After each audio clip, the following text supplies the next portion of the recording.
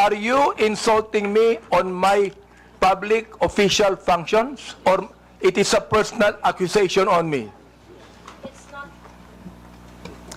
It's not a personal accusation, Mr. Chair, and I think we have agreed early on that we do not have any personal relationship. Yes, So that's is right. just- Pero ito, ang sabi ni Elijah, okay lang yon kung yan ay sinabi in my official functions as a public servant. Alam mo ba yung official functions ko? Yes, Mr. Chair, and Alam mo.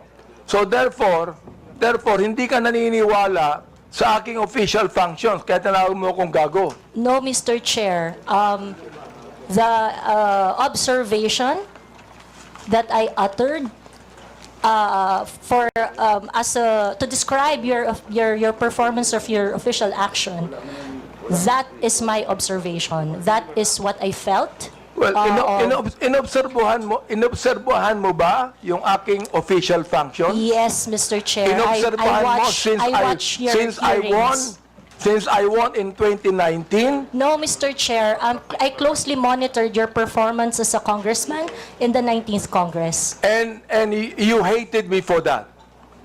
No, not really, Mr. Chair. Hindi, Just in the binanggit mo 19th sa akin Congress. gago, so you hated me, Mr. Chair. Ano ba ibig sabihin nun?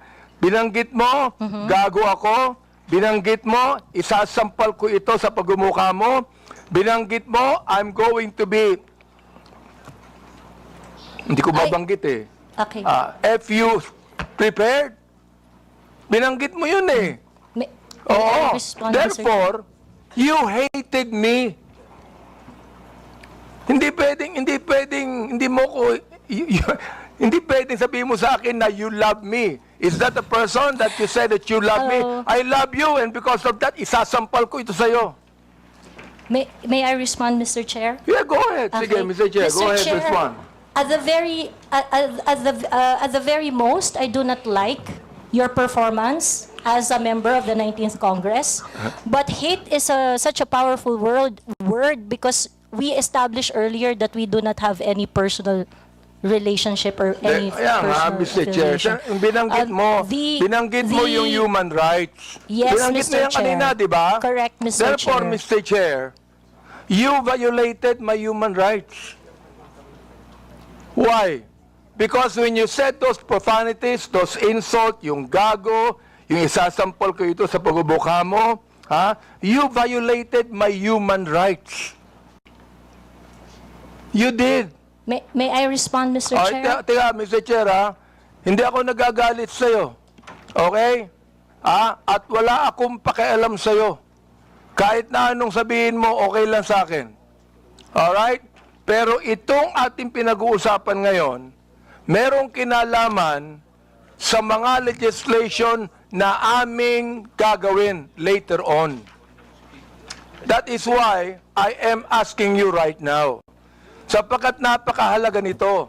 Kapag binabanggit mo, if you're saying that using profanities, insults, and malicious accusations online represent fair and respectful discourse and a healthy discourse, therefore you're telling us that the freedom of expression is absolute.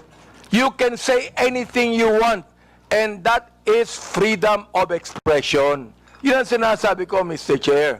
May I respond, Mr. Chair? Pag binanggit mo, if you said that freedom of expression is not absolute, therefore, there are certain things that you cannot say. Yun ang ibig sabihin nung freedom of expression is not absolute. May limitation yun. Di ba? Oh. Go ahead. You can answer now. Okay, thank you very much, Mr. Chair. Mr. Chair, in the universal thoughts and ideas, there would always be a limitation. The freedom of speech is not absolute. And the limitation of freedom of speech is well defined.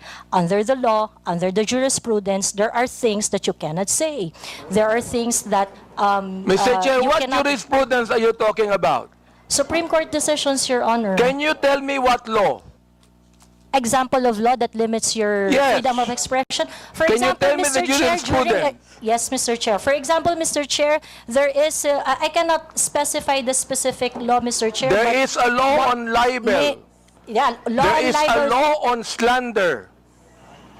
there is a law. Is it okay, Mr. Chair, if I give my example? Okay, thank you very much. One example, and I think this example is very demonstrative, is very illustrative of the limitation of freedom of speech.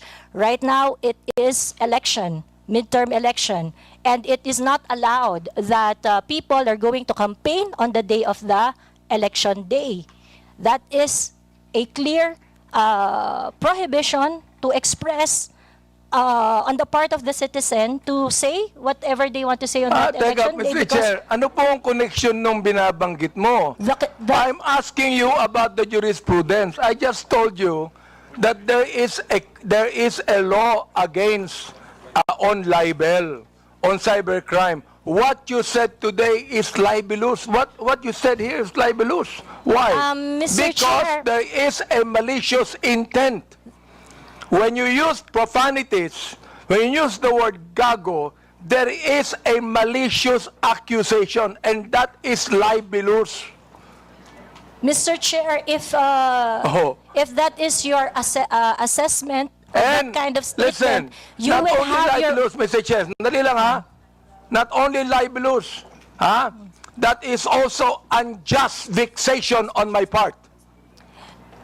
May I respond, Mr. Chair?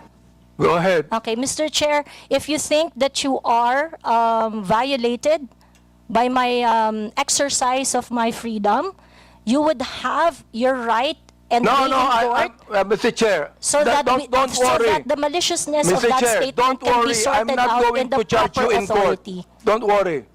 I'm not going to charge you. If I charge you in court, matatalo ka eh. Pero hindi. Oo. Unjust vexation to. Alam niyo ba yon? Are you a lawyer or not? I am not a lawyer, Mr. Therefore, Chair. you should know this. The thing is this, pero wag kang mag-alala. Hindi ako magdidemanda sa'yo. Do you know why? You're not important to me. Alright? Ang dahilan lamang, kaya natin ginagawa ito, para magkaroon kami ng idea kung anong legislation ang nais naming gawin. Pero ikaw, you are not important to me. Alright? Oo. Thank you, Mr. Chair. Yan. Yeah, wag kang mag-alala. Hindi ako kailanman magdidemanda sa'yo. Alright? Oh. Tumatawa ka pa eh. Thank you, Mr. Chair. Natatawa ka sa akin eh. No, Mr. Chair, I am Oo. expressing my gratitude, Mr. Chair. Ganun ba? Mr. Chair, tumatawa ka and you're expressing your gratitude by your sarcastic laughter? I am not laughing, Mr. Chair.